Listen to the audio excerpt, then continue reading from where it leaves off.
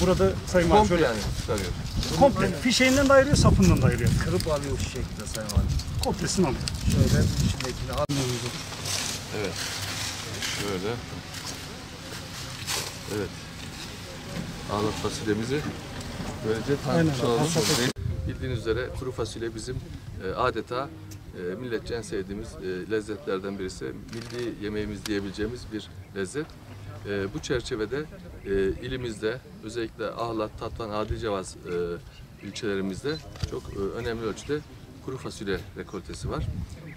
Biz de hasatının başladığı gün değerli çiftçilerimizle bir araya geldik. Bitlis ilimiz kuru fasulyede, ülkemizde yemeklik kuru fasulyede 4. sırada.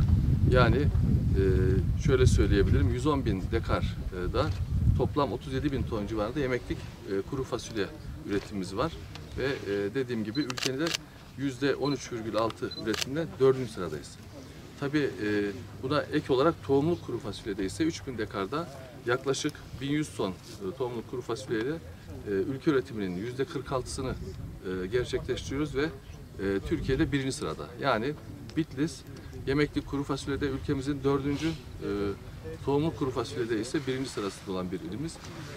Ben değerli çiftçi kardeşlerimizi bu meşakkatli bir yolculuk, meşakkatli bir çalışma, çiftçinin zorlukları hepimize malum ama insanımız için üreten, alın teri döken kıymetli çiftçi kardeşlerimizi yürekten tebrik ediyorum. Onlara bol kazançlar, bereketli üretimler diliyorum. İnşallah hasatımız hayırlı uğurlu olsun diyorum. Yani yeme içme konusunda da öyle. Restoran kazanıyor. Et getiren daha az kazanıyor. Biraz sürümden belki kazanıyor. Ama şu bir gerçek, fasulyenin bizde talebi hiçbir zaman bitmez. Doğru mu Kaymakam Başkanım? Kuru fasulye deyince yani şöyle düşünün, en güzel yemek de olsa evde kuru fasulyeyi koysa herkes kuru fasulyeyi tercih eder.